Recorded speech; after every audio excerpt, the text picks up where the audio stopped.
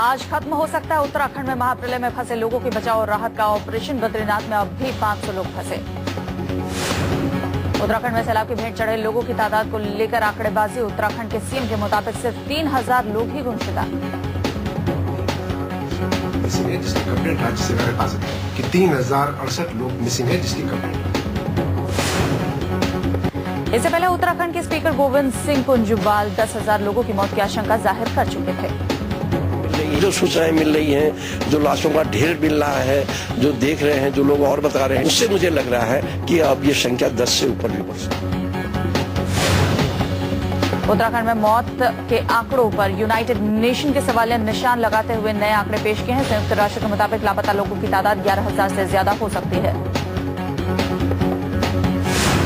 संयुक्त राष्ट्र की तरफ से उत्तराखंड हादसे पर जारी रिपोर्ट पर विवाद। एनडीएमए ने यूएन के आंकड़े पर उठाए सवाल।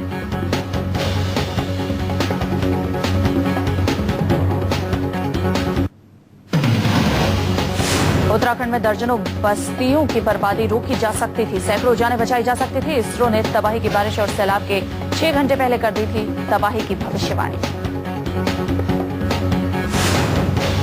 राज्य के मुख्यमंत्री विजय बहुगुणा का दावा था कि बादल फटने से पहले कोई भी भविष्यवाणी नहीं कर सकता, लेकिन इसरो ने 6 घंटे पहले आफत की तस्दीक कर दी थी।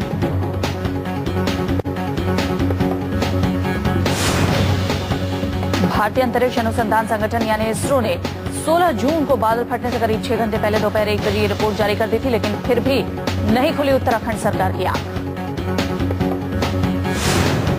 इसरो के मेट डिवीजन मोसडैक रिपोर्ट में साफ साफ बात की आशंका जाहिर की गई थी कि उत्तराखंड में बादल फट सकता है।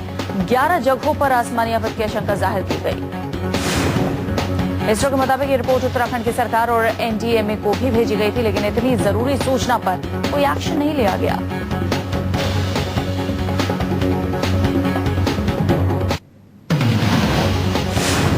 न्यूज 24 पर देखिए सोनप्रयाग में तबाही के सैलाब का वीडियो। तबाही के सैलाब ने पल भर में गुलजार रहने वाले मार्केट को मटियामेट कर दिया। पल भर में पहाड़ से आफत बनकर उतरा लाखों करोड़ों टन पानी सोनप्रयाग की खुशियों को भी साथ बहाकर ले गया। सोनप्रयाग बाजार पल भर में तबाह और बर्बाद। सोनप्रयाग में आए सैलाब के निशाने पर दर्जनों छोटी बड़ी गाड़ियां आई, बस भी खिलौने की तरह सैलाब के साथ हो गई। सोनप्रयाग में कयामत जैसा मंजर। सैलाब में पार्किंग में खड़ी दर्जनों गाड़ियां बहीं। चश्मदीदों के मुताबिक कई गाड़ियों में मौजूद ड्राइवर्स तक को बचने का मौका नहीं मिला। सोनप्रयाग में जब आफत के दौरान बिजनौर के रहने वाले एक शख्स ने ये तस्वीरें अपने कैमरे में कैद की थी। सोनप्रयाग के ये मेन मार्केट की तस्वीरें हैं।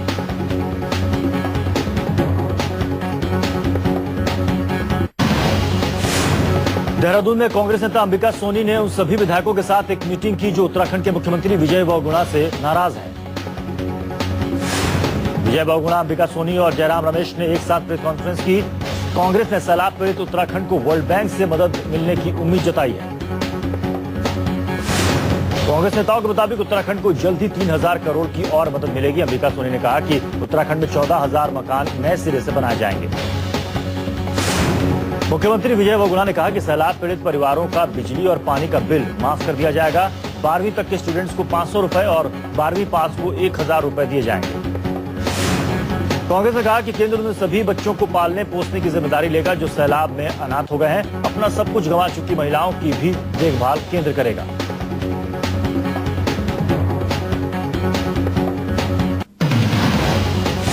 उत्तराखंड में आई आपदा को लेकर बीजेपी कांग्रेस में घमासान का दौर शुरू हो गया है। बीजेपी नेता सुषमा स्वराज ने ट्वीट किया है कि उत्तराखंड सरकार इस आपदा से निपटने में पूरी तरह नाकाम रही है। इस नाकामी के चलते राज्य सरकार को बर्खास्त कर दिया जाना चाहिए। सुषमा स्वराज ने अपने ट्वीट में मनमोहन सरकार पर भी जमकर निशाना साधा है। सुषमा ने लिखा है कि दुर्भाग्य से दिल्ली की सरकार भी इस कुदरती आपदा से निपटने में पूरी तरह नाकाम रही है।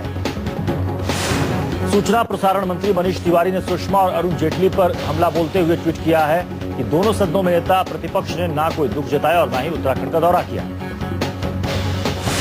इसके बाद मनीष तिवारी को जवाब देते हुए सुषमा ने ट्वीट किया कि हम इसलिए उत्तराखंड नहीं गए क्योंकि गृह मंत्री ने कहा था कि वहां जाने से राहत कार्यों में बाधा उत्पन्न होगी। सुषमा ने सेना की तारीफ करते हुए लिखा कि जितना भी राहत बचाव कार्य हुआ है वो अब सेना, एयरफोर्स और आईटीबीपी ने किया है।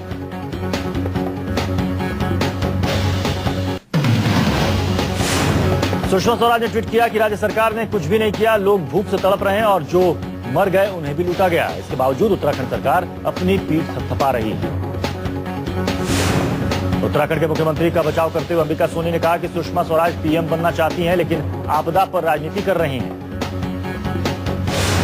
कांग्रेस के प्रवक्ता राशिद अलवी ने बिना नाम लिए मोदी पर निशाना साधा है। अलवी ने कहा कि मैंने सुना कि कोई वहां पर मंदिर बनवाना चाहता है, लेकिन ये वक्त भूखों का पेट भरने का है, वोट बैंक मजबूत करने का नहीं।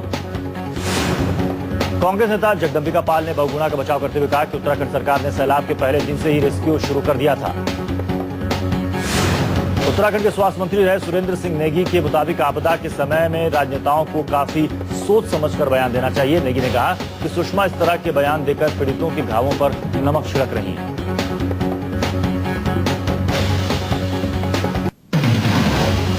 केंद्र पर हमला बोलते हुए बीजेपी उपाध्यक्ष मुख्तार अब्बास नकवी ने कहा कि भ्रष्टाचार की वजह से इस सरकार की क्रेडिबिलिटी इतनी कमजोर है कि किसी भी दूसरे देश ने मदद की पेशकश नहीं की। कांग्रेस के मीडिया सेल के अध्यक्ष अजय माकन ने ट्वीट किया है कि उत्तराखंड में राहत के काम में मदद करने की बजाय बीजेपी आपदा पर राजनीति कर रही है। कांग्रेस प्रवक्ता भक्त चरण दास ने सुषमा और अरुण जेटली पर निशाना साधते हुए कहा कि दोनों ही सदन में विपक्ष के नेता है, लेकिन फिर भी उत्तराखंड में एक दिन के भी दौरे पर नहीं गए। उत्तराखंड के कृषि मंत्री हरक सिंह रावत ने कहा कि उन्हें ऐसे वक्त पर सुषमा स्वराज से इस तरह के बयान की उम्मीद नहीं थी। उत्तराखंड के आपदा प्रबंधन मंत्री यशपाल आर्या ने कहा है कि विपक्ष का काम ही आलोचना करना है, हम इस पर कोई जवाब नहीं देंगे।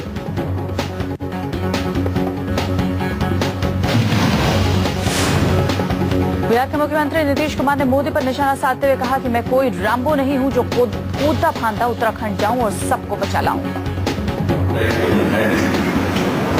वहाँ कूद जाए और वहाँ से उठा करके लोगों को निकाल दे, तो ये महारत मुझे नहीं हो सकती।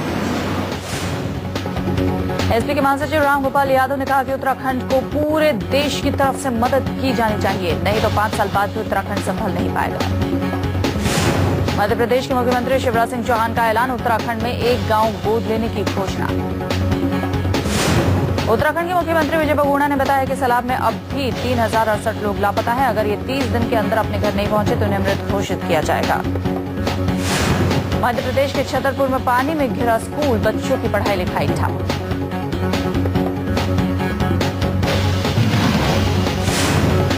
विवादों के बाद आज बीजेपी के वरिष्ठ नेता लालकृष्ण आडवाणी और बीजेपी के प्रचार प्रमुख नरेंद्र मोदी एक साथ मंच पर नजर आए। दोनों नेता भावनाबेन की शोक सभा में पहुंचे थे।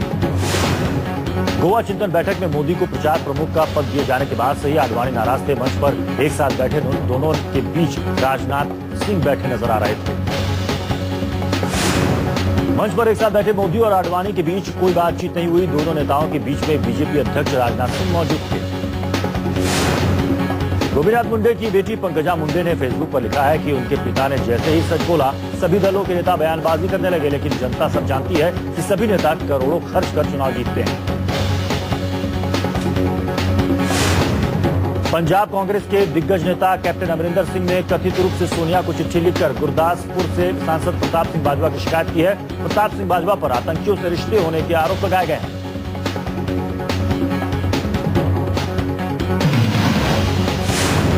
गुजरात हाईकोर्ट ने एडीजीपी पीपी पांडे की बेल अपील खारिज कर दी। इशरत जहां फर्जी मुठभेड़ मामले में दायर केस को रद्द करने की थी अपील। हाईकोर्ट से पीपी पांडे को तगड़ा झटका, कोर्ट ने दिया 31 जुलाई को कोर्ट के हाजिर होने का हुक्म, पांडे को भगोड़ा घोषित किया। हाईकोर्ट में सीबीआई ने पीपी पांडे को मुठभेड़ का मास्टरमाइंड बताया, पांडे की हो सकती है गिरफ्तारी। खबरों के मुताबिक इशरत जहां और दूसरे फर्जी मुठभेड़ मामले की जांच करने वाली सीबीआई 4 जुलाई को पेश किए जाने वाले पहले आरोप पत्र में आईबी के विशेष निदेशक राजेंद्र कुमार का नाम नहीं होगा। सीबीआई ने इशरत जहां मुठभेड़ मामले में मुख्य जांच अधिकारी संदीप मधुकर की सुरक्षा की गुहार लगाई है। एसपी संदीप मधुकर को मिल रही धमकियों के मद्देनजर महाराष्ट्र सरकार और केंद्रीय गृह मंत्रालय ने उन्हें पर्याप्त सुरक्षा उपलब्ध कराने को कहा।